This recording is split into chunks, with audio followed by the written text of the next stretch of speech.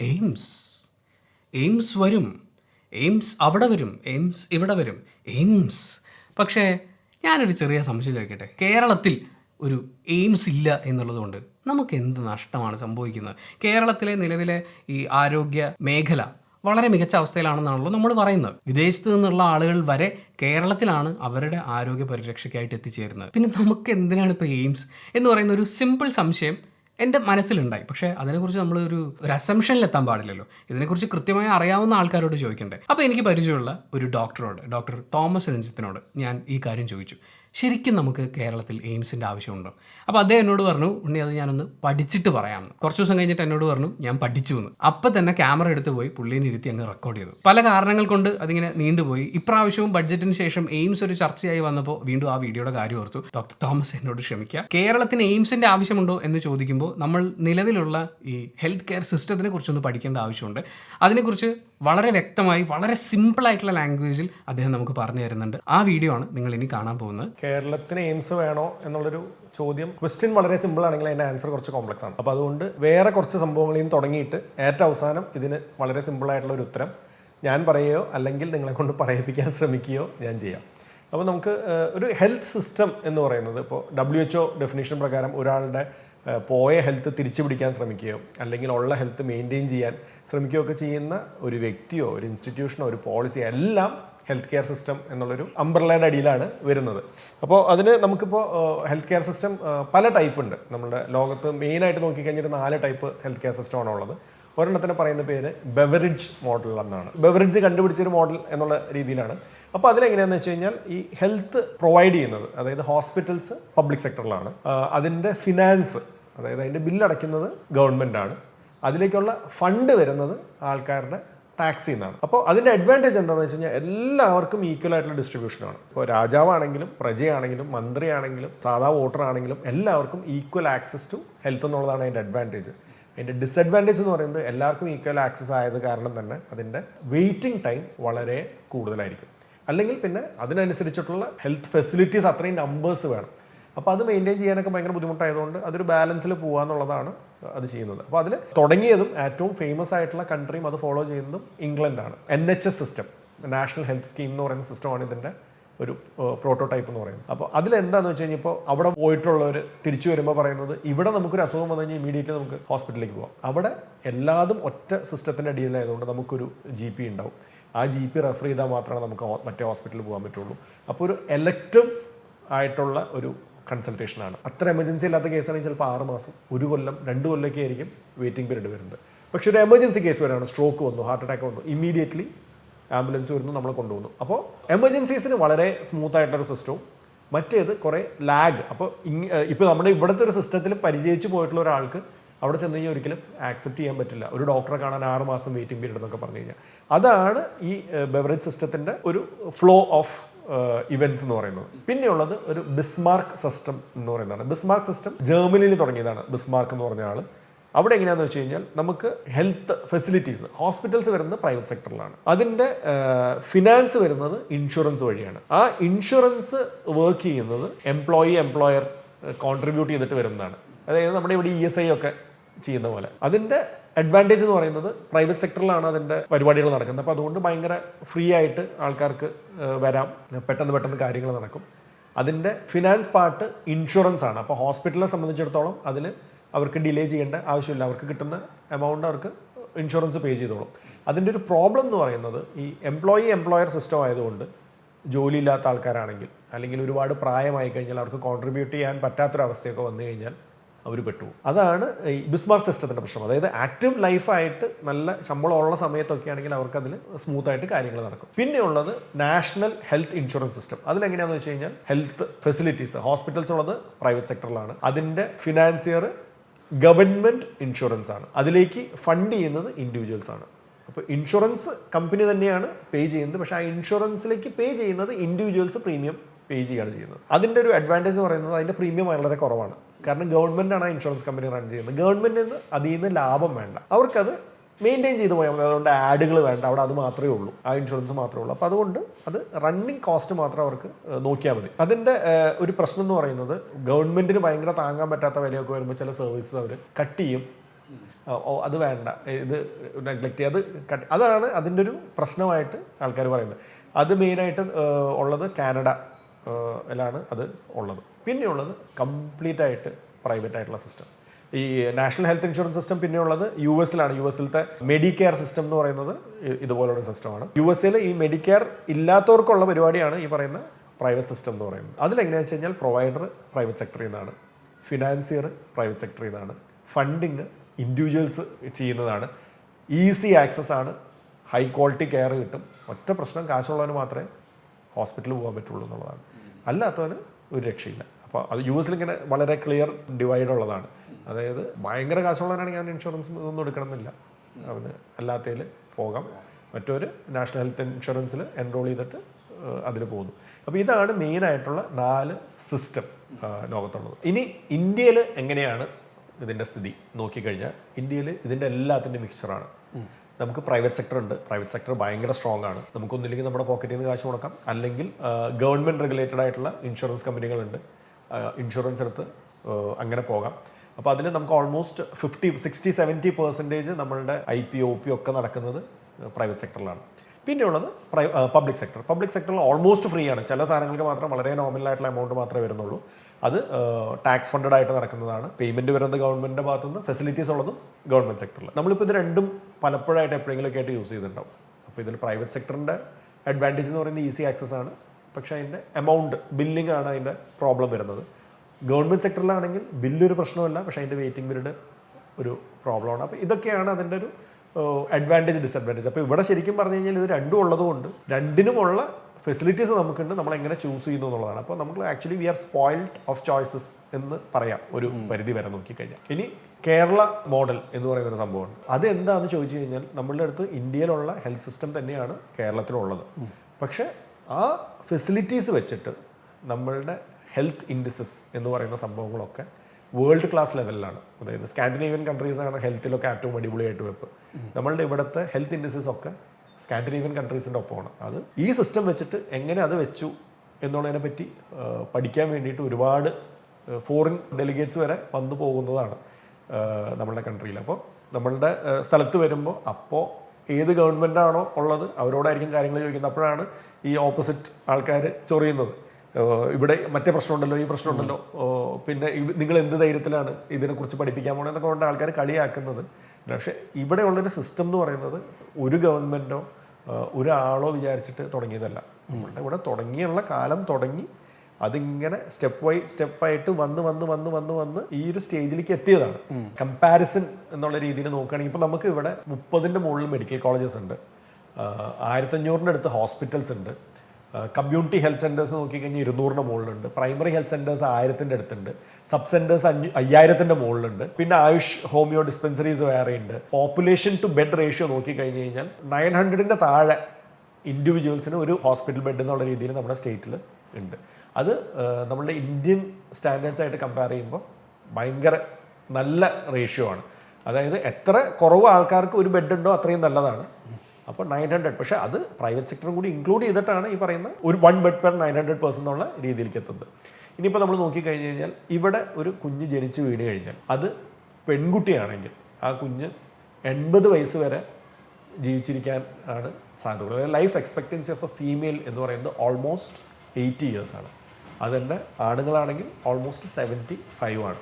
ഇതിൻ്റെ national average നോക്കിക്കഴിഞ്ഞാൽ national average ഫീമെയിൽസിന് 72-ഉം മെയിൽസിന് 70 ആണ്. അപ്പോൾ അതിനേക്കാളും ഓൾമോസ്റ്റ് 5 to 10 ഇയേഴ്സ് കൂടുതലാണ് നമ്മുടെ സ്റ്റേറ്റിലത്തെ ഇൻഫൻറ്റ് മോർട്ടാലിറ്റി റേറ്റ്. ഇപ്പോൾ ഏതൊരു കമ്മ്യൂണിറ്റിയിലും ഏതൊരു സൊസൈറ്റിയിലും അത് എത്രത്തോളം പ്രോഗ്രസ് ചെയ്തിട്ടുണ്ട് എന്ന് അറിയണമെങ്കിൽ നമ്മൾ നോക്കുക അവിടുത്തെ ഫീമെയിൽ സ്റ്റാറ്റിസ്റ്റിക്സും ഇൻഫൻറ്റ് സ്റ്റാറ്റിസ്റ്റിക്സുമാണ്. കാരണം അതാണ് ആ ഒരു സൊസൈറ്റിയിലത്തെ ഏറ്റവും ദുർബലമായ വിഭാഗം.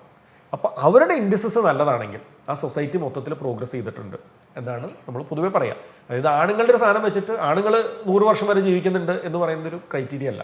അവിടുത്തെ പെണ്ണുങ്ങൾ എത്ര വർഷം ജീവിക്കുന്നു എന്നുള്ളതാണ് കൂടുതൽ ഇമ്പോർട്ടൻറ്റ്. അപ്പോൾ അങ്ങനെ നോക്കുമ്പോൾ നമ്മളുടെ ഇൻഫൻറ്റ് മോർട്ടാലിറ്റി റേറ്റ് എന്ന് പറയുന്നത് ഓരോ 1000 കുട്ടികൾ ജനിക്കുമ്പോഴും നമ്മുടെ ഇൻഫൻറ്റ് മോർട്ടാലിറ്റി റേറ്റ് 7 ആയിരുന്നു, അതിപ്പോൾ 5ലേക്ക് കുറഞ്ഞിട്ടുണ്ട് കേരളത്തിൽ. അതിൻ്റെ നാഷണൽ ലെവൽ എന്ന് പറയുന്നത് 28 ആണ്, 30ൻ്റെ തൊട്ട് താഴെ. നമ്മുടെ അണ്ടർ 5 മോർട്ടാലിറ്റി റേറ്റ്, അതായത് ഏറ്റവും ക്രൂഷ്യൽ ആയിട്ടുള്ള സമയം എന്ന് പറയുന്നത് 5 വയസ്സ് വരെയുള്ള ഏജാണ്. അപ്പോൾ അണ്ടർ 5 മോർട്ടാലിറ്റി റേറ്റ് എന്ന് പറയുന്നത് ഓരോ 1000 ലൈവ് ബേർഡ്സിനും 10 അത് നാഷണൽ ആവറേജ് എന്ന് പറയുന്നത് 36. അതുപോലെ മെറ്റേണൽ മോർട്ടാലിറ്റി റേറ്റ്, പ്രസവത്തിൽ അമ്മമാർ മരിക്കുക എന്നൊക്കെ റഫായിട്ട് പറയാം, അത് 1,00,000 പ്രസവത്തിൽ 55 താഴെയാണ് കേരളത്തിൽ. നാഷണൽ ആവറേജ് അത് 178. അപ്പം നമ്മൾ കേരളം നമ്പർ 1 എന്ന് പറയുമ്പോൾ നമ്മൾ നാഷണൽ ആവറേജ് ആയിട്ട് കമ്പയർ ചെയ്യുമ്പോൾ അതിൽ നമ്മൾ നമ്പർ 1 എന്നാണ് ഉദ്ദേശിക്കുന്നത്. ഇത് ഒരു ഫുൾ പ്രൂഫ് സിസ്റ്റം ആണെന്നോ ഇവിടെ ഒരു പ്രശ്നവും ഇല്ല എന്നുള്ളതല്ല അതിൻ്റെ അർത്ഥം. അതായത് 1000 കുട്ടികളിൽ 5 കുട്ടികൾ ഇപ്പോഴും ഇവിടെ മരിക്കുന്നുണ്ട്. അത് മരണത്തിന് നമുക്കിപ്പോൾ കാർഡിയാക് പ്രോബ്ലം ആണ് ഒരു മേജർ കോസ്, അങ്ങനെ ജനിതകമായ അസുഖങ്ങൾ, അങ്ങനെ പല പല കാരണങ്ങൾ കൊണ്ട് ആ ഒരു ആവറേജ് ഈ നമ്പേഴ്സ്, അതായത് 1000 ബേർത്തിൽ 5, അണ്ടർ 5 മോർട്ടാലിറ്റി 10 എന്നൊക്കെ പറയുന്നത് ഈ സ്കാൻഡിനേവിയൻ കൺട്രീസിന് ഇക്വലൻ്റ് ആണ്, അല്ലെങ്കിൽ ഏകദേശം അതായിട്ട് നമുക്ക് കമ്പയർ ചെയ്യാൻ പറ്റുന്ന ലെവലിലാണ് എന്നുള്ളതാണ് കേരളത്തിനെ വേറിട്ട് നിർത്തുന്നത്. അതിനെയാണ് നമ്മൾ ഈ കേരള മോഡൽ എന്ന് പറയുന്നത്. അപ്പോൾ നേരത്തെ പറഞ്ഞ പോലെ സോഷ്യൽ മീഡിയയിൽ കേരളം നമ്പർ 1 എന്ന് പറഞ്ഞിട്ട് എന്ത് സംഭവം വന്നാലും, ഇപ്പോൾ നിപ്പയുടെ 2ാമത് വന്നോ എന്ന് സംശയം എന്ന് പറഞ്ഞു കഴിഞ്ഞപ്പോഴും അതിൻ്റെ അടിയിൽ ആരെങ്കിലും കമൻറ്റ് ഇട്ടിട്ടുണ്ടായിരുന്നു, നിപ്പേനെ നമ്മളുടെ ടീച്ചർമാർ പിടിച്ചു കെട്ടിയതല്ലേ, അത് പിന്നെയും പുറത്തു വന്നോ, ഇതാണോ നമ്പർ 1 കേരളം? ഇങ്ങനത്തെ അസുഖങ്ങൾ വരാതിരിക്കും എന്നുള്ളതല്ല നമ്മൾ നമ്പർ 1 കേരളം എന്ന് പറയുമ്പോൾ ഉദ്ദേശിക്കുന്നത്. ഇങ്ങനത്തെ അസുഖങ്ങളും ഇങ്ങനത്തെ പ്രശ്നങ്ങളും വരും. അത് വരുമ്പോൾ നമുക്ക് ടാക്കിൾ ചെയ്യാനുള്ള കപ്പാസിറ്റി ഇന്ത്യയിലത്തെ മറ്റ് സ്റ്റേറ്റിനെ വെച്ച് നോക്കുമ്പോൾ ബെറ്റർ ആണ് എന്ന് വിചാരിച്ചത് പെർഫെക്റ്റ് ആണോ? അല്ല, ഇതിന് ഇനിയും റൂം ഫോർ ഇംപ്രൂവ്മെന്റ് ഉണ്ട് എന്നുള്ളത് തന്നെയാണ് സത്യം. അപ്പോൾ ഇനിയുള്ള ക്വസ്റ്റ്യൻ എന്ന് പറയുന്നത് നമുക്കിത് മതിയോ, ഇതിനേക്കാളും മുകളിലേക്ക് പോകണോ എന്നുള്ളതാണ്. അപ്പോൾ നമ്മൾ ഇന്ത്യയിലത്തെ പബ്ലിക് സിസ്റ്റം, പ്രൈവറ്റ് സിസ്റ്റത്തിന് നമ്മളിപ്പോൾ ഇവിടെ കണക്കെടുക്കുന്നില്ല. പ്രൈവറ്റ് സിസ്റ്റം എങ്ങനെയാണോ പോകുന്നത് അതിൻ്റെ അഡ്വാൻറ്റേജും ഡിസഡ്വാൻറ്റേജസും ഒക്കെ നമുക്കറിയാം. അത് നമ്മൾ യൂട്ടിലൈസ് ചെയ്യുന്നുണ്ടോ ഇല്ല എന്നുള്ളത് നമ്മുടെ ഇൻഡിവിജ്വൽ ചോയ്സ് ആണ്. പക്ഷേ പബ്ലിക് സിസ്റ്റം എങ്ങനെ ഇംപ്രൂവ് ചെയ്യാം, അല്ലെങ്കിൽ അതിലിപ്പോൾ എങ്ങനെയാണ് പോകുന്നത് നമ്മൾ നോക്കിക്കഴിഞ്ഞാൽ, പബ്ലിക് സിസ്റ്റത്തിൽ പ്രൈമറി ഹെൽത്ത് സെൻറ്റേഴ്സ്, പിന്നെ സബ് സെൻറ്റേഴ്സ്, അതാണ് ഏറ്റവും ക്രക്സ് ഇതിൻ്റെ. അതായത് ആളുകളിലേക്ക് ഗ്രാസ് റൂട്ട് ലെവലിൽ നമ്മളുടെ എന്ത് നാഷണൽ പ്രോഗ്രാം വരികയാണെങ്കിലും, എന്ത് ഇൻഡിവിജ്വൽ പ്രോഗ്രാം, സ്റ്റേറ്റ് പ്രോഗ്രാം, ഇത് എന്ത് വരികയാണെങ്കിലും അത് ആളുകളിലേക്ക് നേരിട്ട് എത്തുന്നത് ഈ പ്രൈമറി ഹെൽത്ത് സെൻറ്റേഴ്സിലെയും സബ് സെൻറ്റേഴ്സിലത്തെയും ആളുകൾ വഴിയാണ്. അത് നമ്മളുടെ ഇവിടെ നല്ല സ്ട്രോങ് ആണ്. അത് നമ്മുടെ ഇവിടെ ലോക്കൽ പഞ്ചായത്തുകളുടെ കീഴിലാണ്. അവിടെ തന്നെയുള്ള ആ പഞ്ചായത്തിൽ തന്നെയുള്ള ആളുകളെ തന്നെയാണ് ഇതിന് നമ്മൾ റിക്രൂട്ട് ചെയ്യുന്നത്. അപ്പോൾ അവർക്ക് ആ നാട്ടുകാരായിട്ടുള്ള വൈബ് ബെറ്ററാണ്, അവർക്ക് പെട്ടെന്ന് കമ്മ്യൂണിക്കേറ്റ് ചെയ്യാൻ പറ്റും, ആക്സെപ്റ്റൻസ് കൂടുതലാണ്. ഇങ്ങനെ വളരെ സ്ട്രോങ് ആയിട്ടുള്ളൊരു primary health care centre, sub centre ഉള്ളതുകൊണ്ടാണ് ഇത് നമുക്ക് സ്ട്രോങ് ആയിട്ട് നിൽക്കുന്നത്. ഇനി അത് വെറുതെ കുറേ സ്ട്രോങ് ആയിട്ട് കാര്യമില്ല. ഇത് പറഞ്ഞു കഴിഞ്ഞാൽ ആളുകൾക്ക് മനസ്സിലാവണം. ആക്സെപ്റ്റൻസ് വേണമെങ്കിൽ അവർക്ക് ഇതിനെക്കുറിച്ച് ഉള്ള അവബോധം വേണം. അവിടെയാണ് നമ്മുടെ ലിറ്ററസി റേറ്റ് ഒരു വലിയ പങ്ക് വഹിക്കുന്നത്. ആളുകൾ എല്ലാവരും പത്രം വായിച്ചിട്ടുണ്ടാവും, അവർ അപ്ഡേറ്റഡ് ആയിരിക്കും. അതിൻ്റെ കൂട്ടത്തിൽ അവർക്കൊരു എക്സ്ട്രാ ഇൻഫർമേഷൻ ഇവരുടെ അടുത്ത് നിന്ന് കിട്ടുമ്പോൾ ആക്സെപ്റ്റൻസ് ഭയങ്കര കൂടുതലാണ്.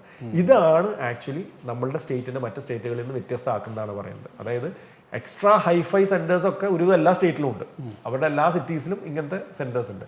പക്ഷേ ഈ ഗ്രാസ് റൂട്ട് ലെവലിലാണ് ഇതിന് ഡിഫറൻസ് വരുന്നത്. അത് മെയിനായിട്ട് അതാ ഞാൻ നേരത്തെ പറഞ്ഞത്, ഹെൽത്ത് സിസ്റ്റം കേരളത്തിൽ ഇത്രയും ഇമ്പ്രൂവ് ചെയ്യാൻ കാരണം ഒരു ഗവൺമെൻറ് ഒരാളോ അല്ല, നമ്മൾ ഓരോരുത്തരുമാണ്.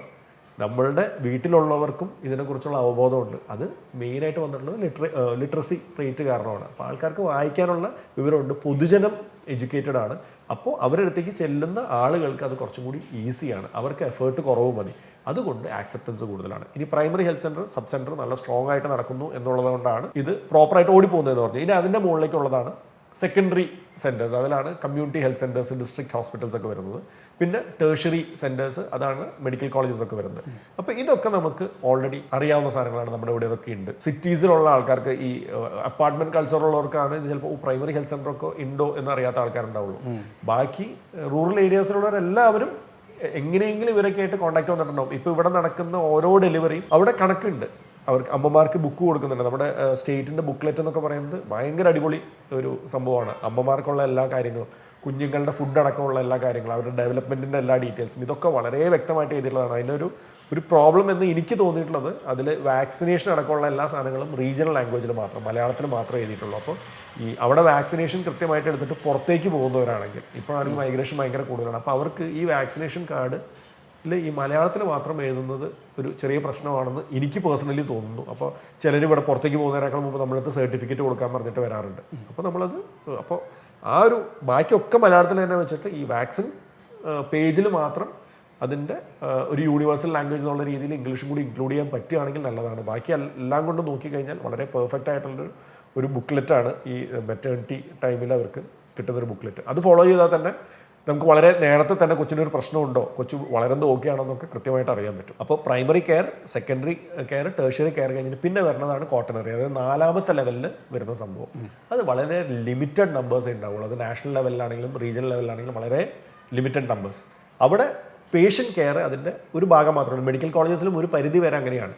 പേഷ്യൻ്റ് കെയർ അതിൻ്റെ ഒരു ഭാഗം മാത്രമാണ്. എഡ്യൂക്കേഷനാണ് അവിടെ നടക്കുന്ന വേറൊരു മേജർ ഇത്. അപ്പോൾ നിങ്ങൾ ഇതിൽ ഏതാണ് ചൂസ് ചെയ്യേണ്ടതെന്ന് വെച്ച് കഴിഞ്ഞാൽ രണ്ടിനും ഈക്വൽ ഇമ്പോർട്ടൻസ് എന്ന് പറയാൻ പറ്റുള്ളൂ. ക്വാട്ടർണറി സെൻറ്റർ ആകുമ്പോൾ പേഷ്യൻ്റ് കെയർ ഒരു ഭാഗം, അവിടെ ഒരു റെഫറൽ സെൻറ്ററിലായിട്ട് വേണം വർക്ക് ചെയ്യാൻ. ഇപ്പോൾ മെഡിക്കൽ കോളേജിലൊക്കെ നമുക്ക് ഇവിടെ വരുന്ന ഒരു പ്രശ്നം എന്താണെന്ന് വെച്ച് കഴിഞ്ഞാൽ ഈ റെഫറൽ കെയർ എന്ന് പറയുന്നത് ഒരു പ്രോപ്പറായിട്ട് നടക്കുന്നില്ല.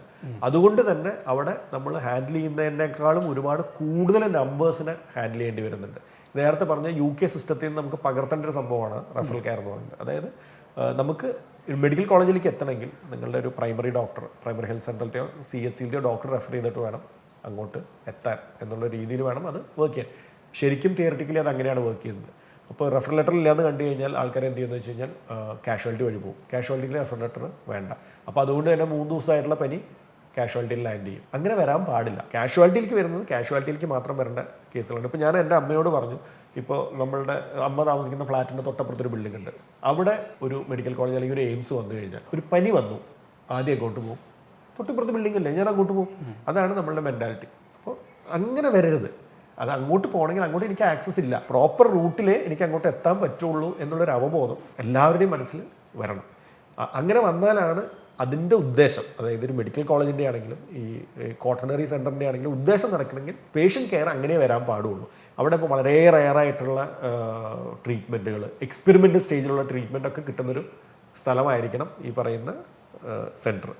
അവിടെ വരുന്ന രണ്ടാമത്തെ സംഭവം മെഡിക്കൽ കോളേജിൽ വരുന്ന പോലെ തന്നെ എഡ്യൂക്കേഷൻ എന്ന് പറയുന്നൊരു ഫാക്ടർ വരും. അപ്പോൾ അവിടെ സ്റ്റുഡൻസ് വരണം, അവർക്ക് എഡ്യൂക്കേറ്റഡ് ആവാനുള്ള, അവർക്ക് എക്സ്പെരിമെൻറ്റുകൾ എന്ന് പറഞ്ഞു കഴിഞ്ഞാൽ പേഷ്യൻ്റെ മുകളിൽ എക്സ്പെരിമെൻറ്റ് നടത്തുക എന്നല്ല, ബാക്കിയുള്ള എഡ്യൂക്കേഷന് സംബന്ധിയായിട്ടുള്ള സാധനങ്ങൾ, റിസർച്ച് നടത്താനുള്ള ഫെസിലിറ്റീസ് വേണം. അപ്പോൾ എഡ്യൂക്കേഷൻ ആൻഡ് റിസർച്ച് വളരെ നല്ല തോതിൽ കൊണ്ടുനടക്കാൻ പറ്റുന്നൊരു സിറ്റുവേഷൻ വരണമെങ്കിൽ ഈ പേഷ്യൻ്റ് ലോഡ് ഭയങ്കര ഒരുപാട് കൂടുതലായി കഴിഞ്ഞാൽ അത് നടക്കില്ല. അതാണ് നമ്മൾ മെഡിക്കൽ കോളേജിൽ പറ്റുന്നത്. മെഡിക്കൽ കോളേജ് ശരിക്കും റിസർച്ച് നടത്തേണ്ട സെൻ്ററാണ്. പക്ഷെ നമുക്ക് ഇവിടെ ഭയങ്കര പേഷ്യൻ്റ് ലോഡ് ആയതുകൊണ്ട് ഈ റിസർച്ച് എന്ന് പറഞ്ഞ സംഭവമൊക്കെ വളരെ ലിമിറ്റഡ് ആയിട്ടേ നടക്കുന്നുള്ളൂ. അപ്പോൾ ടേഴ്ഷ്യറി സെൻറ്റർ, ക്വാട്ടർണറി സെൻറ്റർ എന്ന് പറയുന്ന സംഭവത്തിൽ പേഷ്യൻ്റ് കെയർ, എഡ്യൂക്കേഷൻ, റിസർച്ച്, ഇങ്ങനൊരു 3 സാധനങ്ങളാണ് അതിൽ വളരെ ഇമ്പോർട്ടൻ്റ് ആയിട്ട് വരുന്നത്. ഇനി 4ാമതൊരു സംഭവം എന്ന് പറയുന്നത് ഇതൊരു ഐഡിയൽ സെറ്റിംഗ് ആയിരിക്കണം. ഇത്ര പേഷ്യൻറ്റിന് ഒരു ബെഡ്, ഇത്ര പേഷ്യൻറ്റിന് ഒരു ഡോക്ടർ, ഒരു സ്റ്റാഫ്, അവർക്ക് ഐഡിയൽ വർക്കിംഗ് അവേഴ്സ്, ഇങ്ങനെയായിരിക്കണം ഒരു ഹോസ്പിറ്റൽ പ്രവർത്തിക്കുന്നതെന്ന് നമുക്ക് ബാക്കിയുള്ളവർക്ക് പറഞ്ഞു കൊടുക്കാൻ പറ്റുന്നൊരു സിസ്റ്റത്തിൽ വേണം ശരിക്കും പറഞ്ഞാൽ മെഡിക്കൽ കോളേജസും ഈ പറയുന്ന ക്വാട്ടർണറി സെൻറ്ററും വർക്ക് ചെയ്യാൻ വേണ്ടിയിട്ട്. നമുക്കിവിടെ ഒരിക്കലും അത് വർക്കൗട്ട് ആവാത്ത ഒരു സംഭവമാണ് നടക്കുന്നത്. അപ്പോൾ ഇതൊക്കെ ആയിരിക്കണം ഒരു ക്വാട്ടർണറി സെൻറ്റർ എന്ന് പറയുമ്പോൾ നമ്മളുടെ ലക്ഷ്യങ്ങൾ എന്ന് പറയുന്നത്. അങ്ങനെയുള്ളൊരു സെൻറ്റർ ഇപ്പോൾ നമ്മുടെ നാട്ടിലില്ല, കേരളത്തിലില്ല. അവിടെയാണ് ഈ എയിംസിൻ്റെ പ്രസക്തി വരുന്നത്. അപ്പോൾ നമ്മളുടെ ഇവിടുത്തെ മെഡിക്കൽ കോളേജ് എന്ന് പറയുന്നത് ടേഴ്ഷ്യറി സെൻ്ററാണ്. അപ്പോൾ അതിൻ്റെ മുകളിലേക്കുള്ള സെൻറ്റർ എന്നുള്ള രീതിയിലാണ് എയിംസ് വരേണ്ടത്. അപ്പോൾ എയിംസ് വരണോ എന്ന് ചോദിച്ചു കഴിഞ്ഞാൽ ഇപ്പോൾ നിങ്ങൾക്ക് ഉത്തരവുണ്ട്, വരണം. എന്തുകൊണ്ട് വരണം? നമുക്ക് ഇങ്ങനെ ആറ്റോം എപ്പെക്സ് എന്ന് പറയുന്ന ഒരു ഇൻസ്റ്റിറ്റ്യൂട്ട് ഇല്ല. പേഷ്യൻ്റ് കെയർ എന്നുള്ളത് മാത്രമല്ല അതിൻ്റെ ഉദ്ദേശം എന്നുള്ളതാണ് നമ്മൾ പ്രൈമറിലി മനസ്സിലാക്കേണ്ടത്. ബാക്കിയുള്ള സംഭവങ്ങൾ നമ്മളിപ്പോൾ ലാക്കിംഗ് ആയതുകൊണ്ട് അതൊക്കെ വരാൻ വേണ്ടി നമുക്കൊരു സെൻറ്റർ വേണം. എപ്പോൾ വരണം? ഉടനെ വരണം. കാരണം എന്ന് വെച്ച് കഴിഞ്ഞാൽ ഇനീഷ്യലി എയിംസ് എന്ന് പറയുന്നത് ഡൽഹിയിൽ മാത്രമുള്ള ഒരു സിംഗിൾ ഇൻസ്റ്റിറ്റ്യൂട്ട് ആയിരുന്നു.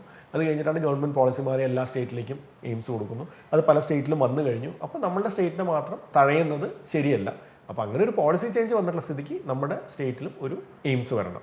ഇനി എങ്ങനെ വരണം എന്ന് ചോദിച്ചു കഴിഞ്ഞാൽ ഐഡിയൽ സെറ്റിംഗ്, ഡൽഹി എയിംസ് എങ്ങനെയാണോ വർക്ക് ചെയ്തിരുന്നത് അങ്ങനെയുള്ള ഒരു സെറ്റപ്പിൽ തന്നെ വേണം എവിടെ എയിംസ് തുടങ്ങുകയാണെങ്കിലും തുടങ്ങാൻ. അല്ലാതെ വെറുതെ ഒരു ബിൽഡിങ്ങിൻ്റെ മുകളിലേക്ക് എയിംസ് എന്ന് എഴുതി വെച്ച് കഴിഞ്ഞാൽ അത് വർക്കാവില്ല.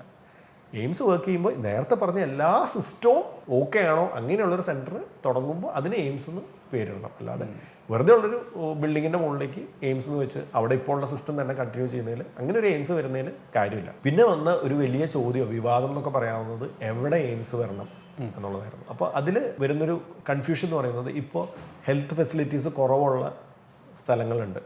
അപ്പോൾ അവിടെ എയിംസ് വരണം, കാസർഗോഡ് വരണം, പിന്നെ വയനാട് വരണം, അങ്ങനെയൊക്കെ കുറേ അഭിപ്രായങ്ങൾ വന്നിരുന്നു. അപ്പോൾ ചിലർ പറഞ്ഞു അങ്ങനെയല്ല, എല്ലാവർക്കും ആക്സസിബിൾ ആയിട്ടുള്ള സ്ഥലത്ത് തൃശ്ശൂർ, കോഴിക്കോട്, എറണാകുളം അങ്ങനെയുള്ള സ്ഥലങ്ങൾ, അപ്പോൾ എല്ലാ സ്ഥലത്തു നിന്നും ആൾക്കാർക്ക് വരാൻ പറ്റും. ഇതൊക്കെ വാലിഡ് പോയിന്റ്സ് തന്നെയാണ്. പക്ഷെ നമ്മൾ എയിംസിൻ്റെ പ്രൈമറി ഉദ്ദേശം എന്ന് പറയുന്ന സ്ഥലം സംഭവം നോക്കിക്കഴിഞ്ഞാൽ ഒന്ന് അതൊരു റെഫറൽ സെൻ്ററാണ്. അപ്പോൾ ആക്സസിബിലിറ്റി ഒരു നല്ല കാര്യം തന്നെയാണ്. പക്ഷേ അത് ഇപ്പോൾ ഹെൽത്ത് ഫെസിലിറ്റീസ് കുറവുള്ളൊരു സ്ഥലത്ത് കൊണ്ടുപോയിട്ട് എയിംസ് വയ്ക്കുമ്പോൾ ഈ പറയുന്ന റെഫറൽ സെൻ്റർ എന്ന് പറയുന്ന ഉദ്ദേശം നടക്കില്ല. വേറെ ഹെൽത്ത് ഫെസിലിറ്റീസ് പ്രോപ്പറായിട്ട് സിസ്റ്റം ഉള്ള ഒരു സ്ഥലത്ത് വേണം എയിംസ് വരാൻ. എന്നാലാണ് ഈ റെഫറൽ സെൻ്റർ എന്ന് പറയുന്ന ഉദ്ദേശം നടക്കുകയുള്ളൂ. അല്ലാതെ ഒട്ടും ഹെൽത്ത് ഫെസിലിറ്റീസ് ഇല്ലാത്ത സ്ഥലത്ത് പോയിട്ട് എയിംസ് വെച്ച് കഴിഞ്ഞാൽ എല്ലാ ടൈപ്പ് രോഗികളെയും എയിംസ് കേറ്റർ ചെയ്യേണ്ടി വരും. ഈ പറയുന്ന ബാക്കി ഉദ്ദേശങ്ങളൊന്നും അവിടെ നടക്കില്ല. പേഷ്യൻ്റ് കെയർ മാത്രമേ നടക്കുള്ളൂ. അപ്പോൾ ഇൻഡിവിജ്വലായിട്ട് എടുത്തു കഴിഞ്ഞാൽ പേഷ്യൻ്റ് കെയർ എന്നുള്ളൊരു ഉദ്ദേശത്തിൽ മാത്രമല്ല എയിംസ് വരുന്നത്. അതുകൊണ്ട് തന്നെ നല്ല ഹെൽത്ത് കെയർ ഫെസിലിറ്റീസ് ഉള്ള സ്ഥലത്ത് വേണം അത് വരാൻ. ആക്സസിബിലിറ്റി ഒരു വലിയ ക്വസ്റ്റ്യൻ ആണ്. അപ്പോൾ അത് ഈ പറഞ്ഞ പോലെ നല്ല ഹെൽത്ത് ഫെസിലിറ്റീസ് ഉള്ള എല്ലാവർക്കും ആക്സസിബിൾ ആയിട്ടുള്ള ഒരു സ്ഥലത്ത് വേണം എയിംസ് വരാൻ. ഇത്രയാണ് നമുക്ക് മെയിനായിട്ട് എയിംസ് വേണോ വേണ്ടേ എന്നുള്ളതിനെ പറ്റി ചോദിച്ചു കഴിഞ്ഞാൽ. പിന്നെ ഉള്ളത് നമുക്ക് ഇവിടെയുള്ള ഇപ്പോൾ ഉള്ള സിസ്റ്റം ശരിയാക്കിയാൽ പോരെ എന്ന് പറയുമ്പോൾ അത് പോരാ എന്നുള്ളത് വളരെ വ്യക്തമാണ്. പിന്നുള്ളൊരു സംഭവം എന്താണെന്ന് വെച്ച് കഴിഞ്ഞാൽ നമ്മൾ ഇവിടെ ഇപ്പോൾ ഉള്ള സിസ്റ്റം എന്ന് പറയുന്നത് സ്റ്റേറ്റ് ഗവൺമെൻറ്റിൻ്റെ അണ്ടറിലുള്ളതാണ്. എയിംസ് എന്ന് പറയുന്നത് സെൻട്രൽ ഗവൺമെൻറ്റായിട്ട് കൊണ്ടുവരുന്ന സംഭവമാണ്. അപ്പോൾ ആ ഫണ്ട് എടുത്തിട്ട് നമ്മുടെ സ്റ്റേറ്റ് ഗവൺമെൻറ് റൺ ഇൻസ്റ്റിറ്റ്യൂഷൻസ് നന്നാക്കാൻ പറ്റില്ല. അത് അങ്ങനെ വക മാറ്റി ചിലവഴിക്കാൻ പറ്റുന്ന സംഭവമല്ല. അപ്പോൾ അത് അവിടുന്ന് തരാനുള്ളത് നമ്മൾ എയിംസിന് വേണ്ടി തന്നെ ഉപയോഗിക്കുക. ഇവിടെയുള്ളത് നമ്മൾ സ്റ്റേറ്റ് ഗവൺമെൻറ് അതിനുള്ള ഫണ്ട് കണ്ടെത്തി ഇവിടുത്തെ സാധനങ്ങൾ സ്ട്രെങ്തൻ ചെയ്യുക. അപ്പോൾ ഇനി വരുന്ന ക്വസ്റ്റ്യൻ, എയിംസ് വന്നു കഴിഞ്ഞാൽ എല്ലാ പ്രശ്നവും തീരുമോ? തീരില്ല. കാരണം എന്താ വെച്ച് കഴിഞ്ഞാൽ നമുക്ക് ഇവിടെ ഇപ്പോൾ കേരളം നമ്പർ 1 ആണെങ്കിലും നമുക്ക് ഒരുപാട് ലൂപ്പ് ഹോൾസ് ഇപ്പോഴും ഉണ്ട്. അപ്പോൾ അത് സ്ട്രെങ്തൻ ചെയ്യാൻ ഒരുപാട് മേഖലകൾ ഇപ്പോഴും ഉണ്ട്. ഇപ്പോൾ നമുക്ക് ട്രാൻസ്പ്ലാന്റ് നമ്മുടെ ഗവൺമെൻറ് ഹോസ്പിറ്റൽസിൽ നടക്കുന്നുണ്ട്. പക്ഷേ അത് വളരെ കുറച്ച്, ഓരോ പ്രാവശ്യം ചെയ്യുമ്പോഴും വലിയ ന്യൂസ് വാല്യൂ ഉള്ള സംഭവമായിട്ടാണ് വരുന്നത്. എന്ന് വെച്ച് കഴിഞ്ഞാൽ അത്രയും സ്കേഴ്സ് ആയിട്ടാണ് നടക്കുന്നത്. അത് കുറേയും കൂടി റെഗുലറായിട്ട് കുറേയും കൂടി സെൻറ്റേഴ്സിൽ നടന്നു തുടങ്ങണം. അങ്ങനെ നടന്നു തുടങ്ങണമെങ്കിൽ ശരിക്കും പറഞ്ഞു കഴിഞ്ഞാൽ ഈ ലൈവ് ഡോണർ ട്രാൻസ്പ്ലാന്റ് എന്നുള്ളത് നമ്പർ കുറഞ്ഞ് കെഡാവറിക് ട്രാൻസ്പ്ലാന്റ് അല്ലെങ്കിൽ ഡിസീസ്ഡ് ആൾക്കാരുടെ ട്രാൻസ്പ്ലാന്റ്, മരിച്ച ആൾക്കാരുടെ ഓർഗൻ ഡൊണേഷൻ കുറേയും കൂടി ആക്സെപ്റ്റൻസ് വരണം, കുറേയും കൂടി വ്യാപകമായിട്ട് വരണം. ഈ ലൈവ് ഡോണർ എന്ന് പറയുമ്പോൾ എപ്പോഴും അതിൽ ഫൗൾ പ്ലേ ഉണ്ടാവാനുള്ള ചാൻസസ് കൂടുതലാണ്. ഇപ്പോൾ അത് വളരെ റീസെൻ്റ്ലി ഭയങ്കര വിവാദമായിട്ട് നടന്നുകൊണ്ടിരിക്കുന്ന സംഭവമാണ്. അത് എപ്പോഴും അങ്ങനെയാണ്. കാരണം വെച്ചാൽ ആൾക്കാർക്ക് മണി ബേസ്ഡ് ആയിട്ട് ഫിനാൻഷ്യലി പ്രോഫിറ്റബിൾ ആയിട്ടുള്ളൊരു സംഭവം ആകുമ്പോൾ അതിനെപ്പോഴും ഒരു ബിസിനസ് മോഡൽ വരും, അതിൽ ഇടനിലക്കാർ വരും. അപ്പം അങ്ങനെയൊക്കെ വരുമ്പോൾ ചാൻസസ് കൂടുതലാണ്. കഡാവറിക് ട്രാൻസ്പ്ലാന്റ് എന്ന് പറയുന്നത് ഇപ്പോൾ നമുക്ക് ആക്ച്വലി നമ്മുടെ ഗവൺമെൻറ്റിൻ്റെ ഒരു സിസ്റ്റം ഉണ്ട്, മൃതസഞ്ജീവനി പ്രൊജക്റ്റ് ഉണ്ട്. അതിൽ KNOS എന്ന് പറഞ്ഞൊരു നെറ്റ്വർക്ക് ഉണ്ട്. അപ്പോൾ അതിൽ രജിസ്റ്റർ ചെയ്താൽ മാത്രമേ നമുക്ക് കിട്ടുള്ളൂ. അത് ഒന്ന് സ്ട്രെങ്തൻ ചെയ്ത് പ്രോപ്പറായിട്ടുള്ള ഒരു അവബോധം, ഇപ്പോൾ കുറച്ച് അത് നടക്കാത്ത സംഭവമൊന്നുമല്ല. ഇപ്പോൾ ബ്ലഡ് ഡൊണേഷൻ എന്ന് പറയുന്നത് ആൾക്കാർക്ക് പണ്ട് പേടിയുണ്ടായിരുന്ന സംഭവമായിരുന്നു. പക്ഷേ ഇപ്പോൾ ബ്ലഡ് ബാങ്കിങ് വളരെ കോമൺ ആയി. അതുപോലെ ഇപ്പോൾ ഐ ഡൊണേഷൻ, അതൊക്കെ ആൾക്കാർക്ക് അതിനെപ്പറ്റിയുള്ള തെറ്റിദ്ധാരണകൾ മാറ്റങ്ങൾ, എനിക്കൊന്നും അറിയില്ല എന്ന് പറഞ്ഞ് പുച്ഛിക്കുക. നമ്മൾ ഈ സോഷ്യൽ മീഡിയയിലത്തെ ഒരു പ്രശ്നം അതാണ്. അതിൽ എന്തെങ്കിലും ഒരാൾ ജെന്യൂൻ ആയിട്ടുള്ള ഡൗട്ട് ചോദിച്ചാൽ പോലും ഈ രണ്ട് ചേരി തിരിഞ്ഞ് എന്താണ് പറയുന്നത് എന്നുള്ളതിനേക്കാൾ ആരാണ് പറയുന്നത് നോക്കിയിട്ട് മറ്റേ റെസ്പോൺസ് തീരുമാനിക്കുന്ന ഒരു സിസ്റ്റമാണ് സോഷ്യൽ മീഡിയയിലുള്ളത്. അപ്പോൾ ആൾക്കാരെ എഡ്യൂക്കേറ്റ് ചെയ്ത് എന്താണ് ഇതിൻ്റെ അഡ്വാൻറ്റേജ് ഡിസഡ്വാൻറ്റേജ്, എന്തുകൊണ്ടാണ് ഇത് പറയുന്നത് ആൾക്കാരെ മനസ്സിലാക്കിയിട്ട് വരുമ്പോൾ ഇതിന് ആക്സെപ്റ്റൻസ് കൂടും. ഇന്നോ നാളെയോ അല്ലെങ്കിലും കുറച്ച് കഴിഞ്ഞിട്ടാണെങ്കിലും അത് നടക്കും. അപ്പോൾ അങ്ങനെ കഡാവറിക് ട്രാൻസ്പ്ലാന്റ് കുറേയും കൂടി ആക്സെപ്റ്റൻസ് ആയി കഴിഞ്ഞ് കഴിഞ്ഞാൽ അതിന് നമ്പേഴ്സ് കൂടും. അപ്പോൾ നമ്മുടെയുള്ള സിസ്റ്റത്തിൽ തന്നെ അത് ഇൻകോപ്പറേറ്റ് ചെയ്യാൻ പറ്റും. നമുക്ക് ഇനി വരാൻ പോകുന്നത് ട്രോമ, ആക്സിഡൻസിൻ്റെ ബഹളമായിരിക്കും. കാരണം എന്താ വെച്ച് കഴിഞ്ഞാൽ നമുക്ക് പ്രോപ്പറായിട്ടുള്ളൊരു റോഡ് കൾച്ചർ ഇല്ല. കാരണം നമുക്ക് ഇത്രയും കാലം പ്രോപ്പറായിട്ടുള്ള റോഡ്സ് തന്നെ ഈ തിക്കി തിരക്കി പോകുന്ന റോഡുകളായിരുന്നു. അപ്പോൾ ഫ്രീ ഫ്ലോ ആയിട്ട് പോകുന്ന റോഡുകളുടെ പണി ഇപ്പോൾ 1-2 കൊല്ലത്തിനുള്ളിൽ കഴിയും എന്നൊക്കെയാണ് വിചാരിക്കുന്നത്. അപ്പോൾ അങ്ങനെയൊക്കെ വന്നു കഴിഞ്ഞാൽ നമ്മൾ പ്രോപ്പറായിട്ടുള്ള റോഡ് കൾച്ചർ ഡെവലപ്പ് ചെയ്യുക എന്നുള്ളത് വളരെ ഇമ്പോർട്ടൻ്റ് ആണ്. അതിൻ്റെ കൂട്ടത്തിൽ ട്രോമ കെയർ ഫെസിലിറ്റീസ് എല്ലാ ഡിസ്ട്രിക്റ്റിലും എല്ലാ ചെറിയ ചെറിയ സെൻറ്റേഴ്സിലും പ്രൈമറി കെയർ കൊടുക്കാനുള്ള ഫെസിലിറ്റീസും സ്കിൽസും ഡെവലപ്പ് ചെയ്തെടുക്കേണ്ടത് വളരെ അത്യാവശ്യമാണ്. ക്യാൻസർ സെൻറ്റേഴ്സ് ഇപ്പോൾ റീജിയണൽ ക്യാൻസർ സെൻറ്റർ ഒരു എപ്പെക്സ് ഇൻസ്റ്റിറ്റ്യൂട്ട് ആയിട്ടുണ്ട്. അതിൻ്റെ നമ്പേഴ്സ് ഫെസിലിറ്റീസൊക്കെ പല സ്ഥലത്തും കൂടുതൽ വരണം. കാരണം ഇവിടെ ഇപ്പോൾ എന്തെങ്കിലും വന്നു കഴിഞ്ഞാൽ ആൾക്കാർക്ക് ട്രിവാൻഡ്രം വരെ പോകണം. അപ്പോൾ അതിന് 1-2 സെൻറ്റേഴ്സ് പല സ്ഥലത്തായിട്ട് ഡിസ്പേഴ്സ് ചെയ്ത് വരണം. ലാബ് ഫെസിലിറ്റീസ്, ഇപ്പോൾ നിപ്പ വന്ന സമയത്ത് നമുക്ക് മണിപ്പാലിലേക്ക് വിടേണ്ടി വന്നു. അപ്പോൾ ആ സമയത്ത് നമ്മൾ ഇവിടെ ലാബ് ഫെസിലിറ്റീസ് തുടങ്ങാൻ പോകണമെന്നൊക്കെ പറഞ്ഞതൊക്കെ എത്രത്തോളം കറക്റ്റഡായി എത്രത്തോളം ശരിയായെന്നൊന്നും എനിക്ക് കൃത്യമായിട്ട് അറിയില്ല.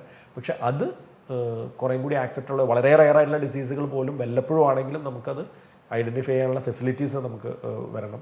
പിന്നെ ഗവൺമെൻറ് പോളിസീസ് വരുമ്പോൾ കൂടുതൽ വാക്സിനേഷൻസ്, ഇപ്പോൾ നമ്മൾ നോക്കിക്കഴിഞ്ഞാൽ ഗവൺമെൻറ് കൊടുക്കുന്ന കുറേ വാക്സിൻസ് ഉണ്ട്. അപ്പോൾ ഈ മോർട്ടാലിറ്റി കോസ് ചെയ്യുന്ന, മരണം കോസ് ചെയ്യുന്ന ഒരുവിധ അസുഖങ്ങൾക്കൊക്കെ ഇപ്പോൾ അത്യാവശ്യം കവറേജ് ആയിട്ടുണ്ട്. ഇനി നമ്മൾ നോക്കേണ്ടത് മോർബിഡിറ്റി, അസുഖങ്ങൾ അല്ലെങ്കിൽ അസുഖത്തിൽ നിന്ന് റിക്കവർ ചെയ്താലും അതിൻ്റെ ബാക്കി പത്രമാവുന്ന ആയിട്ട് കുറേ പ്രശ്നങ്ങൾ ഉണ്ടാകുന്ന അസുഖങ്ങൾക്കൊക്കെതിരെ വാക്സിനേഷൻസ്. അപ്പോൾ കൂടുതൽ വാക്സിൻസ് ഇപ്പോൾ പ്രൈവറ്റ് സെക്ടറിലുള്ള പല വാക്സിൻസും കാലക്രമേണ ഗവൺമെൻറ് സെക്ടറിൽ കൂടി വരണം. ഇപ്പോൾ ഫോർ എക്സാമ്പിൾ ടൈഫോയിഡും ഹെപ്പറ്റൈറ്റിസ് എ ഇത് രണ്ടും വെള്ളം വഴി ഫുഡ് വഴി പകരുന്ന അസുഖങ്ങളാണ്.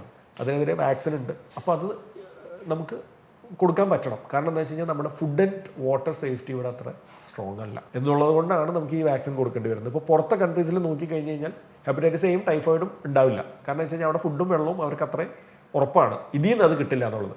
ഇവിടെ ഇപ്പോൾ നമ്മൾ നോക്കി കഴിഞ്ഞാൽ 2-3 മാസം മുമ്പാണ് ഒരു പഞ്ചായത്തിൽ അങ്ങനെ തന്നെ എല്ലാവർക്കും മഞ്ഞപ്പിത്തം വന്നത്. വെള്ളം വഴി പകരുന്നതാണ്. അപ്പോൾ ഒന്നില്ലെങ്കിൽ food and safety food and water safety നമുക്ക് അത്രയും സ്ട്രോങ് ആയിട്ട് ചെയ്യാൻ പറ്റണം. അല്ലെങ്കിൽ അങ്ങനെ കിട്ടാവുന്ന അസുഖങ്ങൾക്കെതിരെ വാക്സിൻസ് വരണം. ഇത് ടൈഫോയിഡ് ഹെപ്പറ്റൈറ്റിസ് എന്നൊക്കെ ഞാൻ 2 എക്സാമ്പിൾ പറഞ്ഞതേ ഉള്ളൂ. അങ്ങനെ ഒരുപാട് വാക്സിൻസ് ഉണ്ട്. പിന്നെ നമുക്ക് ഇനി വരേണ്ട ഒരു ചേഞ്ച് എന്ന് പറയുന്നത് നമ്മുടെ ലൈഫ് സ്റ്റൈൽ ചേഞ്ചസ് ആണ്. കാരണം നമുക്ക് ബേസിക്കലി അസുഖങ്ങൾ, ജനിതകമായ അസുഖങ്ങൾ, പിന്നെ സാംക്രമിക രോഗങ്ങൾ, നമുക്ക് ഈ കമ്മ്യൂണിക്കബിൾ ഡിസീസസ്, അതൊക്കെ ഒരുവിധം ഇപ്പോൾ വാക്സിൻ വഴിയാണെങ്കിലും ഹെൽത്ത് നമ്മുടെ സാനിറ്റേഷനൊക്കെ ഇമ്പ്രൂവ് ചെയ്തതോടെ കുറേയൊക്കെ under കൺട്രോളായി. ഇനി നമുക്ക് കൺട്രോൾ ചെയ്യേണ്ടത് നമ്മളുടെ ലൈഫ് സ്റ്റൈൽ ഡിസീസാണ്, ഹൈപ്പർ ടെൻഷൻ, ഡയബറ്റീസ്.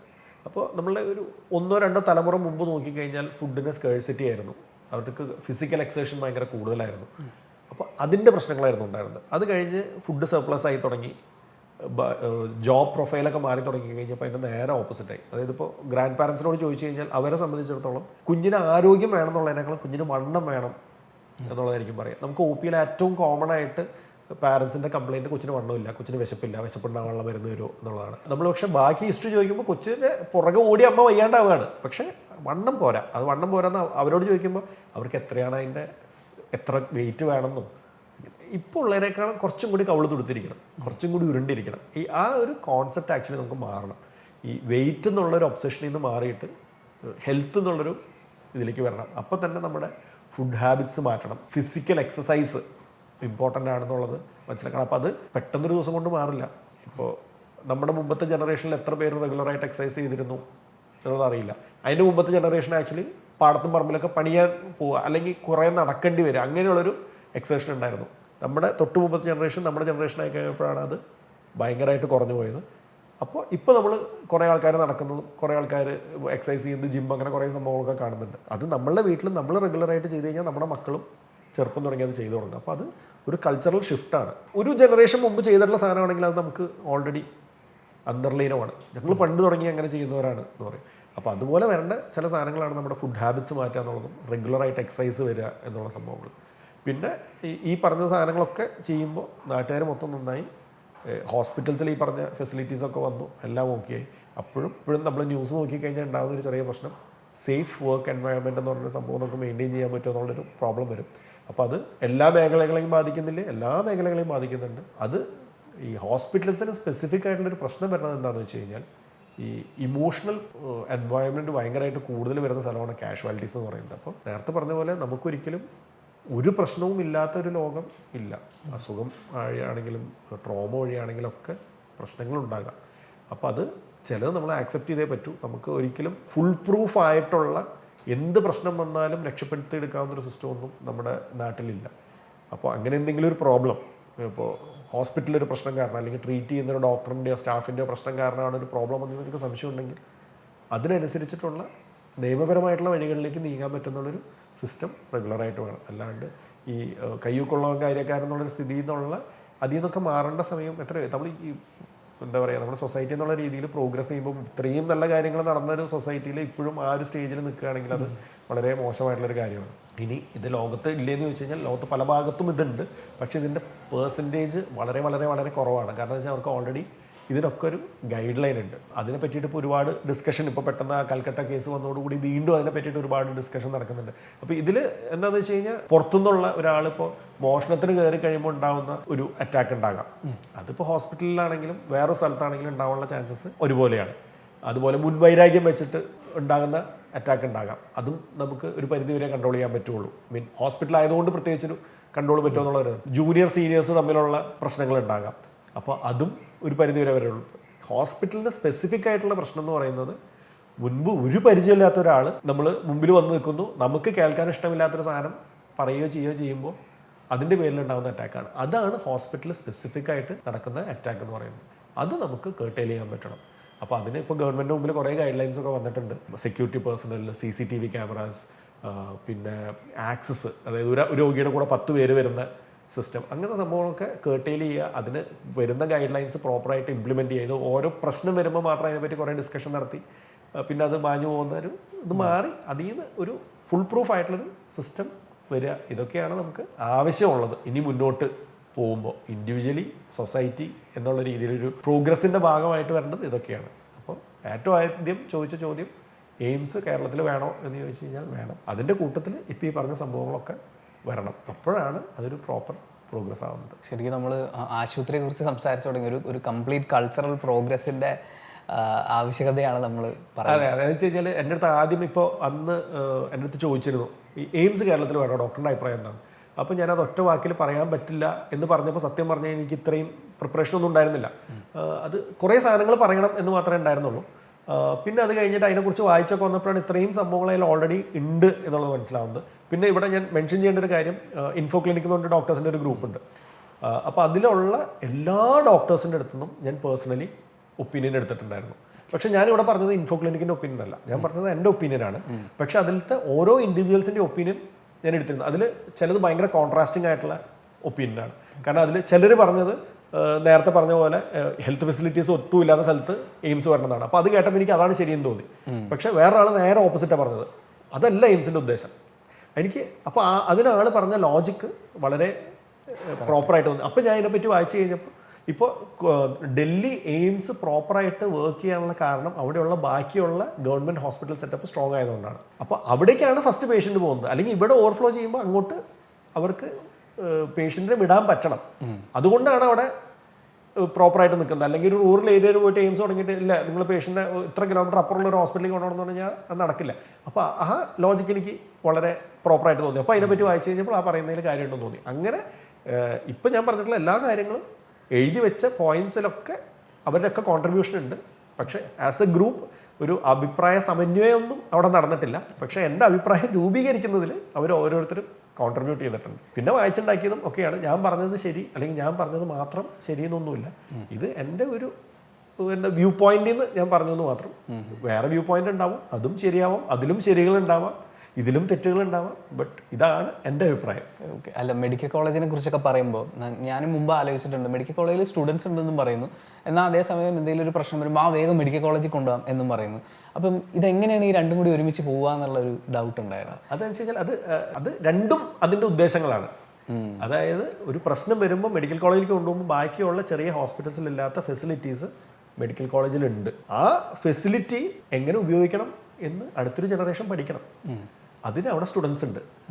അപ്പോൾ ഈ എല്ലാ രോഗികളെയും എല്ലാ സ്റ്റുഡൻസും കാണില്ല. പക്ഷെ ഒരു റെയർ കേസ് ആണെങ്കിൽ അവരോട് പറയും ഇന്നൊരു സ്ഥലത്ത് ഇങ്ങനൊരു സംഭവം ഉണ്ട്. ശരിക്കും പറഞ്ഞാൽ അതിന് കുറേ ഡ്രോബാക്സും ഉണ്ട്. ഇപ്പോൾ അപ്പൻഡിസൈറ്റിസിൻ്റെ വേദന, വയറിൻ്റെ ഇന്ന ഭാഗത്ത് തൊടുമ്പോൾ പെയിൻ ഉണ്ടാവും, അതാണ് ടിപ്പിക്കൽ അപ്പൻഡിസൈറ്റിസിൻ്റെ വേദന എന്ന് പറഞ്ഞു കഴിഞ്ഞാൽ നമ്മൾ സ്റ്റുഡൻ്റ് എന്നുള്ള രീതിയിൽ നമ്മളെ ഉദ്ദേശം അപ്പൻഡിസൈറ്റിസിൻ്റെ വേദന എവിടെയാണ് എന്നുള്ളത് പഠിക്കുക എന്നുള്ളതായിരിക്കും. പക്ഷെ രോഗിയെ സംബന്ധിച്ചിടത്തോളം എല്ലാ സ്റ്റുഡൻസും വന്നിട്ട് ഇവിടെ നിൽക്കുമ്പോഴാണോ വേദന, ഇവിടെ നിൽക്കുമ്പോഴാണോ വേദന എന്ന് ചോദിക്കുമ്പോൾ ഉണ്ടാവുന്ന ഒരു പ്രോബ്ലം ഉണ്ട്. അത് കറക്റ്റായിട്ട് ബാലൻസ് ചെയ്ത് കൊണ്ടുപോകുക എന്നുള്ളത് അവിടെയുള്ള സിസ്റ്റത്തിൻ്റെ എന്താ പറയുക അവരിൽ നിക്ഷിപ്തമായിരിക്കണം. അല്ലാണ്ട് എല്ലാവരും വന്നിട്ട് അവിടെ നിൽക്കി നോക്കുന്നൊരു സിസ്റ്റം വരരുത്. പക്ഷേ അത് എന്താ പറയുക, ഇപ്പോൾ ഒരു ഫുൾ പ്രൂഫ് സിസ്റ്റം ആണോ അല്ലെങ്കിൽ ഇപ്പോൾ എല്ലാം ക്ലിയർ ആയിട്ടാണോ പോകുന്നതെന്ന് വെച്ച് കഴിഞ്ഞാൽ ആയിരിക്കില്ല. അതുകൊണ്ടാണ് ചിലർക്ക് മെഡിക്കൽ കോളേജിൽ പോകാൻ ഇഷ്ടമില്ലാത്തത്. അവിടെ സ്റ്റുഡൻസ് ഉണ്ടാവും. പക്ഷേ നിങ്ങൾ മനസ്സിലാക്കേണ്ടത് ഒരു രോഗീനെ ചികിത്സിച്ച് പഠിക്കുകയല്ല അവിടുത്തെ ചെയ്യുന്നത്. അതിന് അവിടെ വേറെ ആൾക്കാരുണ്ട്. ആ രോഗീനെ ചികിത്സിക്കാൻ ആൾക്കാരുണ്ട്. ആ ചികിത്സ എങ്ങനെയാണെന്ന് പഠിക്കുന്നതാണ് അവിടെ സ്റ്റുഡൻസ് ചെയ്യുന്നത് എന്നുള്ളതാണ് മെഡിക്കൽ കോളേജിൽ നടക്കുന്നത്.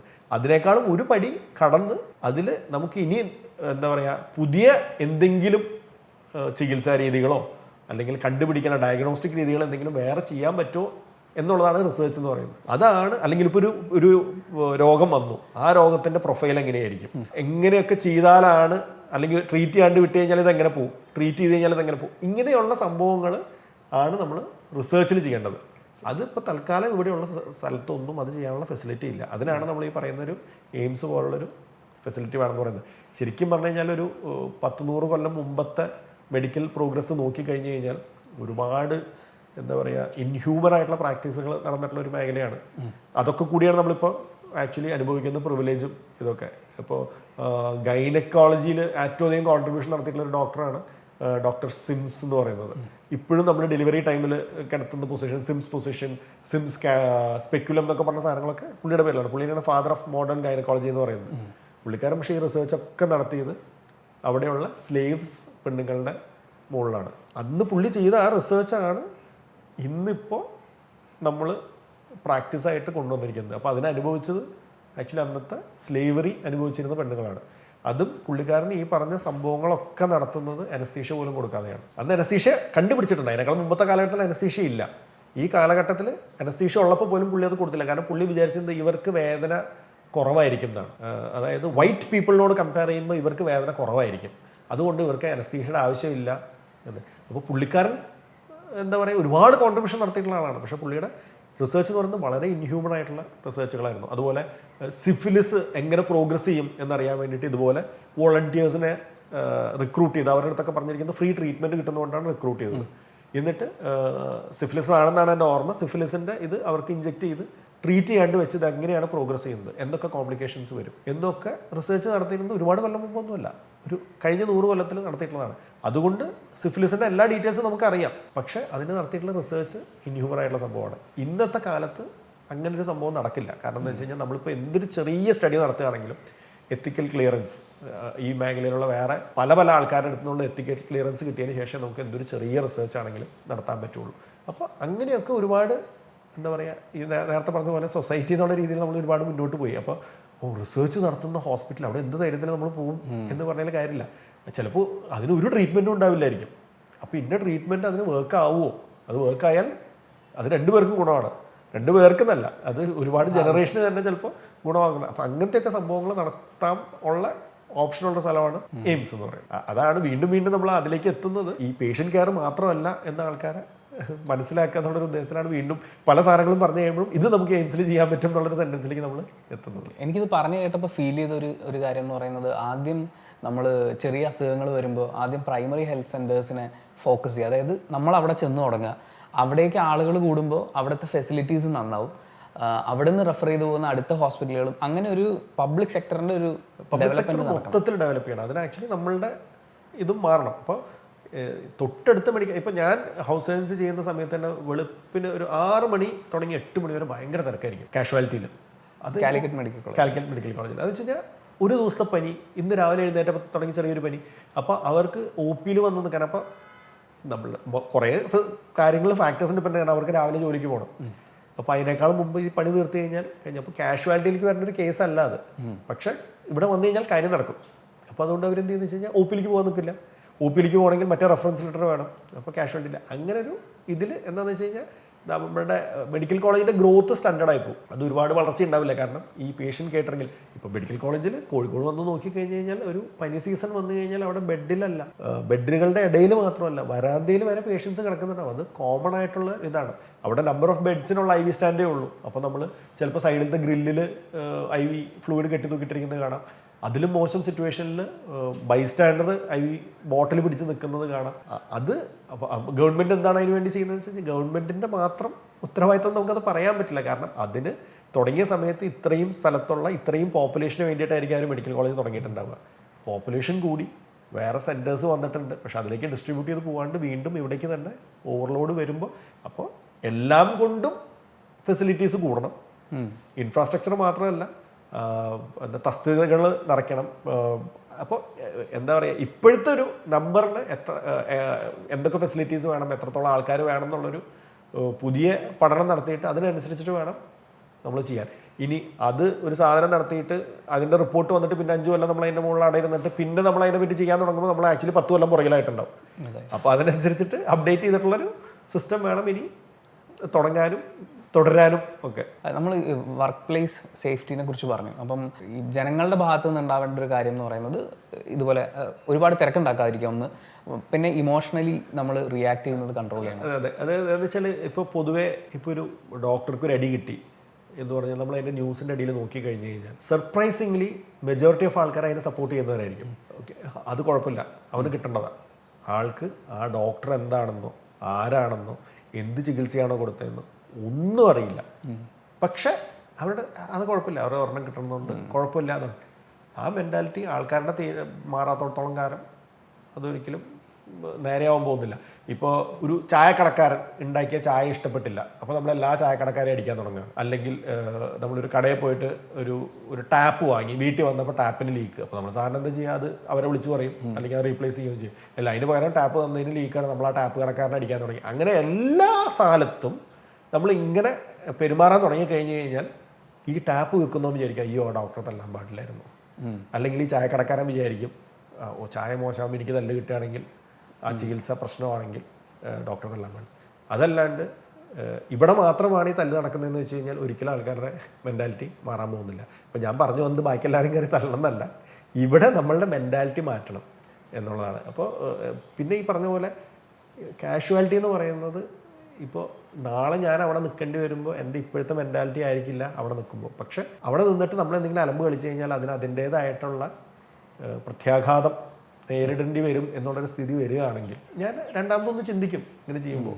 അത് എത്ര ചെയ്താലും എന്ത് ചെയ്താലും വളരെ കൂളായിട്ട് സ്കോട്ട് ഫ്രീ ആയിട്ട് നടക്കേണ്ട ഒരു സിറ്റുവേഷൻ വരുമ്പോൾ നാളെയാണെങ്കിൽ ഞാനും വിചാരിക്കും, പെട്ടെന്ന് ഇമോഷണലി ഞാൻ ചെയ്തു പോയതല്ലേ, അതിനിപ്പോൾ ഇത് ഇത്രയും വലിയ കാര്യമാക്കേണ്ട കാര്യമില്ലല്ലോ. അങ്ങനെയുള്ളൊരു ഇളവ് കൊടുക്കരുത്. ഫിസിക്കൽ അസോൾട്ടിന് ഇളവ് കൊടുക്കരുത്. Physical assault is wrong.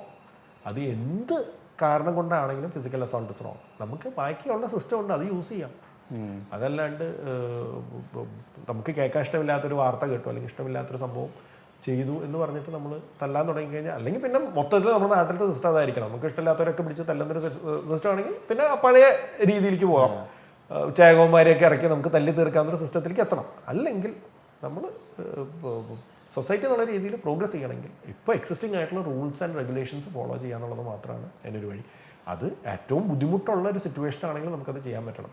നേരത്തെ പറഞ്ഞ പോലെ ഒരു കാഷ്വാലിറ്റി എന്ന് പറയുന്നത് ഭയങ്കര ഇമോഷണൽ സാധനങ്ങൾ ഒഴുകി നടക്കുന്നൊരു സിറ്റുവേഷനാണ്. അതിന് വേണ്ടിയിട്ട് ഇപ്പോൾ ഞങ്ങൾക്ക് ഇപ്പോൾ ഡോക്ടേഴ്സിന് ഫിസിക്കൽ അസോൾട്ട് തടയാനോ സെൽഫ് പ്രൊട്ടക്ഷന് വേണ്ടിയിട്ടോ വേറെ ഇതൊന്നും ട്രെയിനിങ് ഒന്നും കിട്ടുന്നതല്ല. ഇതിങ്ങനെ പോവുകയാണെങ്കിൽ അത് വേണം. പിന്നെ സെക്യൂരിറ്റി പേഴ്സണലെ കൂടുതൽ ഇത് ചെയ്യണം, ആയുധങ്ങൾ വെക്കണം. അങ്ങനത്തെ ഒക്കെ ഉള്ളൊരു സിറ്റുവേഷനിലേക്ക് പോയി രണ്ടുപേർക്കും ബുദ്ധിമുട്ടാണ്. ഇപ്പോൾ ശരിക്കും പറഞ്ഞു കഴിഞ്ഞാൽ ചെറിയ സെൻറ്റേഴ്സിലൊക്കെ നമുക്ക് ചിലപ്പോൾ ചില കേസുകൾ ഡീൽ ചെയ്യാൻ വളരെ ബുദ്ധിമുട്ടുള്ള കേസുകളിൽ റെഫർ ചെയ്യുന്ന ഒരു പരിപാടിയുണ്ട്. ഇപ്പോൾ ആ റെഫറിങ് ത്രഷോൾഡ് കുറഞ്ഞു എന്നുള്ളതാണ് ഞാൻ കൊളീഗ്സിൻ്റെ അടുത്തുനിന്നും ഫ്രണ്ട്സിൻ്റെ അടുത്തുനിന്നൊക്കെ മനസ്സിലാക്കുന്നത്. അതായത് ഒരു ചെറിയ പ്രശ്നം വന്നാൽ എന്തിനാ നമ്മൾ വെറുതെ അതായത് പ്രശ്നമാണ്, പക്ഷെ ആ ഒരു ബൈസ്റ്റാൻഡേഴ്സിനെ സംബന്ധിച്ചിടത്തോളം ഇവിടെ ഒരു പ്രശ്നം വന്നവർ അത് ആക്സെപ്റ്റ് ചെയ്യില്ല. അവർക്ക് അലമ്പുണ്ടാക്കാൻ പറ്റാത്തൊരു സ്ഥലത്താണെങ്കിൽ അവരത് ആക്സെപ്റ്റ് ചെയ്തോളൂ. നമുക്ക് ഒരു പക്ഷേ നമുക്ക് ചെയ്ത് നോക്കാൻ പറ്റുന്നത് ഇപ്പോൾ പണ്ടുള്ളവർ പറയുമ്പോൾ ഞങ്ങളുടെ അവിടുത്തെ ഡോക്ടർ എല്ലാം ചെയ്യുമായിരുന്നു, അയാൾ ഓപ്പറേഷനും ചെയ്യും, അയാൾ പനിയുടെയും മരുന്ന് തരും. ഇപ്പോൾ നമുക്ക് സ്പെഷ്യലൈസേഷൻ ഉണ്ട്, അതിൽ സ്പെസിഫിക് ആയിട്ട് ചെയ്യാൻ പറ്റുന്ന ആൾക്കാരുണ്ട്. അപ്പോൾ അത് യൂട്ടിലൈസ് ചെയ്യാന്നുള്ളത് എൻ്റെ അഡ്വാൻറ്റേജ്. രണ്ടാമത്തെ പ്രശ്നം ഇതാണ്, ഈ ഡിസഡ്വാൻറ്റേജ് എന്ന് പറയുന്നത് അങ്ങനെ പോകുമ്പോൾ നമ്മൾ ഒരിക്കലും ഇപ്പോൾ ഞാൻ തന്നെ ഇപ്പോൾ ചെറിയ മുറിവൊക്കെ ആയിട്ട് വന്നു കഴിഞ്ഞാൽ ഞാൻ സ്റ്റിച്ചിട്ട് കൊടുക്കാറുണ്ടായിരുന്നു. പക്ഷെ ഇപ്പം ഞാൻ ഇടുന്നില്ല. ഞാൻ പറയാം, നിങ്ങൾ സ്റ്റിച്ച് ഇട്ട് കഴിഞ്ഞാൽ അതിനൊരു പ്രശ്നം വരുമെന്ന്, അത് തുന്നി പിടിപ്പിക്കാൻ അറിയാൻ പാടില്ലുണ്ടല്ലോ, അതൊക്കെ നമ്മൾ ബേസിക്കലി പഠിക്കുന്നത്. പക്ഷെ അത് മാത്രം ചെയ്യുന്ന ആൾക്കാർ വേറെയുണ്ട്. അവിടെ പൊക്കോട്ടെ.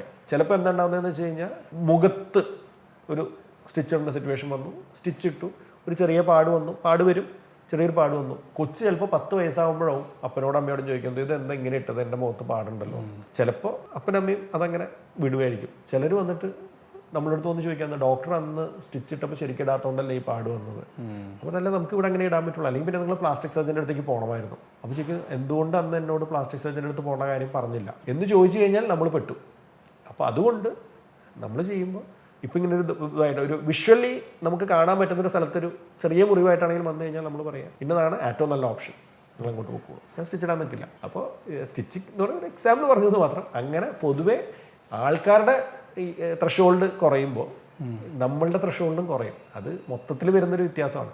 രണ്ടിന് അഡ്വാൻറ്റേജ് ഡിസഡ്വാൻറ്റേജ് ഉണ്ടാവും. പക്ഷെ റിസീവിങ് എൻഡിൽ വരുന്നവർക്ക് അത്ര വലിയ സുഖം ഉണ്ടാവില്ല എന്നാണ് തോന്നുന്നത്. നാട്ടുകാരുടെ പ്രവൃത്തി കാരണം റിസ്ക് കൂടുമ്പോൾ റിസ്ക് എടുക്കാനുള്ള മനസ്സ്, റിസ്ക് ഒന്നും പറയാൻ പറ്റില്ല അതിനെ. പക്ഷെ നമ്മൾ ഒരിക്കലും എന്താ പറയുക, നമ്മൾ കൂടുതലായിട്ട് നമ്മുടെ സേഫ്റ്റി നോക്കാൻ തുടങ്ങും. നാച്ചുറലി ഉണ്ടാവുന്ന ഒരു സംഭവമാണ്. അല്ല, അത് ഈ അടിക്കാൻ വരുന്നവൻ തിരിച്ച് അടിക്കില്ല എന്നുള്ള കോൺഫിഡൻസ് ഉള്ളതാണ്. അത് അങ്ങനെയുള്ള സ്ഥലത്ത് നടക്കുള്ളൂ. ഇപ്പോൾ ഒരു പോലീസ് സ്റ്റേഷനിൽ പോയിട്ട് ആരെങ്കിലും അടി ഉണ്ടാക്കുമോ? അതെ, പോലീസ് സ്റ്റേഷനിൽ പോയിട്ട് അടി ഉണ്ടാക്കില്ല. അവന് ഇഷ്ടമില്ലാത്തൊരു സംഭവം നടന്നതുകൊണ്ട് അവിടെ അടി ഉണ്ടാക്കാൻ പോകില്ല. അവർക്ക് ചെയ്യാൻ പറ്റുന്നത് ഫിസിക്കലി ഓവർകം ചെയ്യാൻ പറ്റും എന്ന് തോന്നുന്നവരെയാണ് ഇതിനു മുമ്പ് ആക്രമിക്കപ്പെട്ട ഡോക്ടേഴ്സിന്റെ എല്ലാം അവസ്ഥ നമ്മൾ നോക്കുമ്പോൾ അത് തന്നെ. നോക്കുമ്പോൾ അങ്ങനെയാണ്. ഡോക്ടർ തോമസ് രഞ്ജിത്തിനോട് ഞാനൊരു വലിയ നന്ദി പറയാണ്. എനിക്ക് വേണ്ടി ഇങ്ങനൊരു ചോദ്യം ചോദിച്ചപ്പോൾ നമുക്കൊക്കെ വേണ്ടിയിട്ട് ഈ കാര്യം പറഞ്ഞു തരാൻ അദ്ദേഹം കുറച്ച് സമയം കണ്ടെത്തിയതിന് ഒരുപാട് തിരക്കുള്ള ഒരു ഡോക്ടറാണ്. അതിനേക്കാൾ ഉപരി ഞാൻ നന്ദി പറയാൻ ആഗ്രഹിക്കുന്ന വേറൊരു കാര്യത്തിനാണ്. കേരളത്തിൽ എയിംസിൻ്റെ ആവശ്യമുണ്ടോ? ആ ചോദ്യം കേട്ടപ്പോൾ നിനക്കത് അറിയാത്തതുകൊണ്ടാണ്, ശരിക്കും കുറേ കാര്യങ്ങളുണ്ട് എന്ന ഒരു ലേസി ഉത്തരം പറയുന്നതിന് പകരം ഞാനിതൊന്ന് പഠിക്കട്ടെ, ഞാനിതിനെക്കുറിച്ചൊന്ന് മനസ്സിലാക്കിയിട്ട് വിശദമായി പറഞ്ഞുതരാം എന്ന് പറയാൻ കാണിക്കുന്ന ഒരു മനസ്സുണ്ടല്ലോ. ലോകത്ത് തന്നെ ചിലപ്പോൾ ഒരു 10% പേർക്ക് മാത്രമുള്ളൊരു ക്വാളിറ്റിയാണത്. കേൾക്കുന്ന ചോദ്യങ്ങൾ കാമ്പുള്ളതാണോ എന്ന് ചിന്തിക്കുകയും അതിനെക്കുറിച്ച് മനസ്സിലാക്കിയിട്ട് ഉത്തരം പറയാൻ ശ്രമിക്കുകയും ചെയ്യുക എന്നുള്ളത്. അപ്പോൾ അതിനും കൂടി ഞാനൊരു താങ്ക്സ് പറയുകയാണ്. എയിംസ് സാധ്യമാവട്ടെ. കേരളത്തിൻ്റെ ആരോഗ്യരംഗത്ത് വലിയ കുതിച്ചുചാട്ടങ്ങൾ ഇനിയും സംഭവിക്കട്ടെ. എല്ലാവിധ ആശംസകളും. Thank you so much for watching this video. Video ഇഷ്ടപ്പെട്ടാൽ ലൈക്ക് ചെയ്യുക, കമൻറ്റ് ചെയ്യുക, ഷെയർ ചെയ്യുക, സബ്സ്ക്രൈബ് ചെയ്യുന്ന കാര്യം പരിഗണിക്കുക.